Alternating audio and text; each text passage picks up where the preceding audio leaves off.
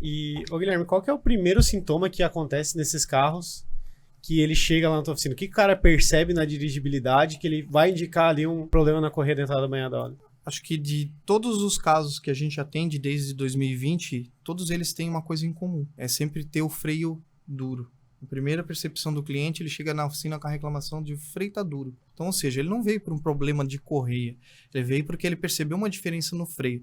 Só que freio duro não é todo cliente que percebe, né? Então, alguns carros, como o caso da Tracker e da Montana, ela tem um pequeno sensor ali na entrada do servofreio, que é o sensor de vácuo. E ele vai gerar uma mensagem de erro no painel, né? E essa mensagem de erro faz o cliente procurar a oficina. A gente tem que ficar muito atento, porque são dois problemas distintos. Você pode ter uma deficiência na bomba de vácuo ou um furo no servofreio. Como é que você vai diagnosticar isso? É que é o grande diferencial. Você tem que ter um manômetro de vácuo para poder fazer esse teste, né? Boa parte das oficinas que muitas vezes entram em contato comigo ou vê os vídeos que a gente faz lá no Instagram, não tem um manômetro de vácuo. E para carros atuais, eu recomendo vocês tenham um manômetro de vácuo. Vocês vão utilizar muito nos carros que já tem, né, a wastegate controlada por vácuo, né? Então, é essencial. E a primeira reclamação é o freio duro, né? A segunda reclamação que evolui se o cliente não perceber freio duro é P0299, né? Perda de potência auxiliar do turbo, né? De pressão auxiliar do turbo. Esse é o segundo sintoma, né? Então, muitas das vezes o pessoal faz a intervenção na turbina, faz a intervenção na bomba de vácuo e esquece de verificar a correia, que pode ser um causador. Você já pode ter um indício de entupimento na peneira da correia. Vê ali o que significa o P0299. Vamos lá, só para ficar didático aí para a galera. Então, P0299, aí tá dizendo é o que, Denner? Lê pra gente. Condição de pressão de sobrealimentação do turbo muito baixa. Muito baixa, né? Então, baita de sintoma é importante. O muito baixo por quê, então, né? tá dizendo que não tá gerando pressão de turbo. Exatamente. E o que a inteligência falou aí do P0299? Sintomas: a luz de alerta do motor pode estar acesa, veículo com desempenho reduzido, sob carga ou durante aceleração, e em algumas situações pode ocorrer assovio devido a vazamento do sistema de pressurização. Por enquanto tá bom? É isso daí, ela tá seguindo uma sequência lógica, né? Ela fala para conferir os parâmetros de pressão de turbo comandada e lida pela OCE. Exatamente. Instalar o manômetro na linha de pressurização e verificar se o valor de pressão indicado no scanner está em conformidade com o manômetro. Atuar via scanner no acionamento da wastegate para ver se lá tem alguma falha mecânica.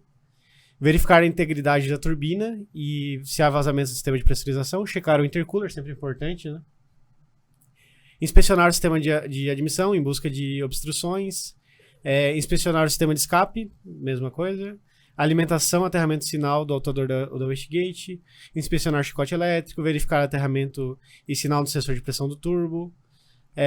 Checar a alimentação da central, ver se está tudo certo. Observações, né? Se o veículo tiver remapeamento ou reprogramação, é possível que tenha algum problema no software. Pode acontecer, né? E se houver histórico de manutenção anterior, é possível que aconteça que alguma mangueira do sistema de controle de pressão esteja invertida, quando aplicável. Em alguns carros dá pra inverter, né? O que pode ser no final da história? Ela te orienta um monte de coisa, que é muito complexo, é um leque enorme, né? Tem várias possibilidades. Vazamentos na pressurização, vazamento do intercooler, obstrução na admissão, problema no filtro de ar. Exato. Pode acontecer também. Controle da wastegate ou defeito na própria wastegate. O controle da wastegate é feito por vácuo. Ou seja, aí a gente se encontra... Entendeu como a gente tem que ter esse feeling do negócio? Tá na bomba de vácuo que foi gerado pela deterioração da correia. Ô, louco. Que vai fazer... fazer aqui, ó. Isso aqui é legal pra mostrar pra vocês depois. E aí ela vai indo, ou seja, a inteligência foi bem ali... Ela vai entupir. Aqui foi bem, a inteligência foi bem, ela foi intuitiva, né? E, ó, aqui temos um orifício onde tem uma peneirinha, né? Que é onde vão parar os detritos ali da correia, né? E vai prejudicar a bomba de vácuo, né? Então, quando isso começa a acontecer, aqui dentro a gente tem um pequeno baquelite, né? Que ele vai girar e ele vai causar os danos na parede aqui, né? Deu pra ver no zoom ali, galera? Aqui, ó, é pra vocês verem a que nível chega uma bomba de vácuo que o cliente não percebe que o carro dele tá com problema. Olha o estado que tá esse material aqui dentro, ó. Derreteu, tem pedaços ali dentro, ó, e o carro estava totalmente sem freio, né? Então, o que aconteceu aqui, ó? A bomba de vácuo, ela apresentou problemas antes da quebra da correia. Então, o que acontece? Já deu o primeiro aviso, né? Vai do técnico ele ser realmente... E acontece dois sintomas, né? O P0299 E o P0, no caso dos carros que tem o sensor, né, ali no servo-freio, que é a Tracker e a Montana, né, eles vão acusar o P050F, né? que é e o deficiência. freio duro. E o freio duro. Mas esse código de faixa, só uma curiosidade para esclarecer para a galera também, quando ele gera esse P0299, que é baixa eficiência do turbo, por dirigibilidade o cliente nota alguma coisa ou não chega a notar? Se ele roda muito dentro da cidade, é difícil ele conseguir chegar, né, nas condições onde o defeito vai se manifestar, né? Então ele não percebe. Ele não percebe, Perda muitas de vezes rendimento, é um não carro dentro da cidade, porque o que acontece? Como trabalha com vácuo, você tem que ter uma boa geração de vácuo para que isso tenha o seu funcionamento correto, né? Então... Mas não está funcionando correto, mas dentro da cidade ele não percebe. Dentro Ele da não, cidade, ele não não. vem reclamando de dirigibilidade, perda de potência, ele vem reclamando de freio. Exatamente. O que acontece quando a gente acelera e desacelera um veículo turbo? Acelerei e desacelerei. Como é que ele vai parar a velocidade da turbina lá? Fazendo a abertura da válvula de descarga, né? Então ele vai fazer o bypass ali e vai fazer isso parar. Então se você já tem uma geração pequena de vácuo, em torno de 500 milímetros de mercúrio, né, gerados, tu tem 500. Você abriu e fechou 3, 4 vezes a válvula de descarga da turbina. Foi a nada. Então, a próxima vez que ela vinha precisar abrir e fechar, ou seja, para fechar novamente, tu não tem mais vácuo. Então, ela não fecha 100%. Ela deixa uma pequena greta, esses gases vão vazar, não vão fazer o caracol quente se movimentar, consequentemente, vai perder rendimento na parte do caracol frio. Né? Então, ela não vai pressurizar o suficiente. Então, tem que ter muita atenção ali na geração de vácuo. O manômetro de vácuo tem que ser ligado em série.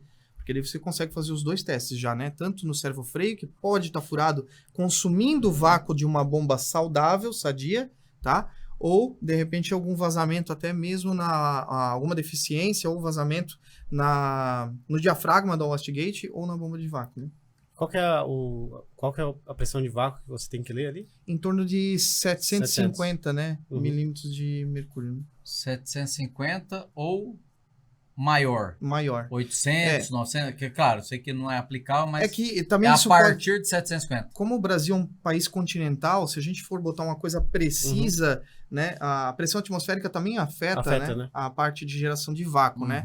Então a pressão atmosférica também vai variar. Então não dá para mim basear no que eu tenho. É como um MAP, sensor MAP aqui, a pressão atmosférica na verdade, aqui. em lugares mais altos esse vácuo é menor, né? Não vai ser 750, vai ser menos. Exatamente. Né? Então, mas assim, o valor de alerta ali é por volta de 600? Ela tem que estar acima, você pode pesquisar na literatura, vai ter que estar acima de 550. Se você for lá no passo a passo do diagnóstico lá, na doutoria, que tem ali disponível também, ele vai falar que tem que estar acima de 550, né?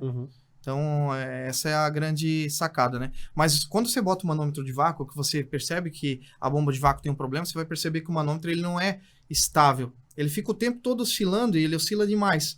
Aí, se você deixa ele ligado, você vai lá, aperta no pedal do freio, você percebe que ele, praticamente despenca o vácuo da bomba, né?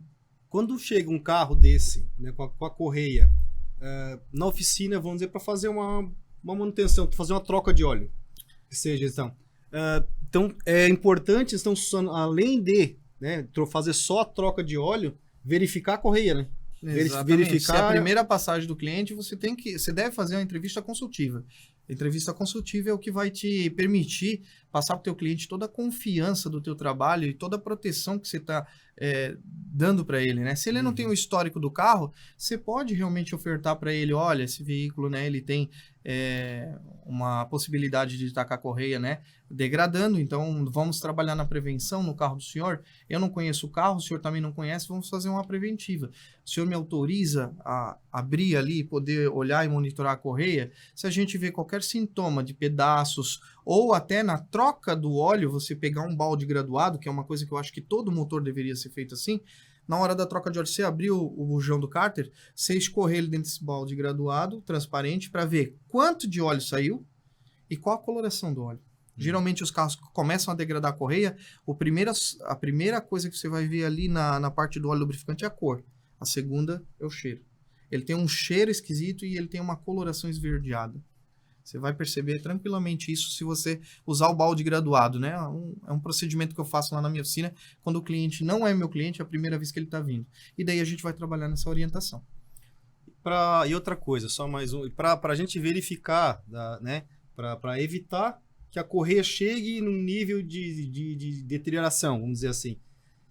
Não, acho que não é só a cada 10 mil quilômetros que o cara tem que ver isso aí, né? Exatamente. Todo mundo gostou desse carro, ele é um carro que ele vende muito, né?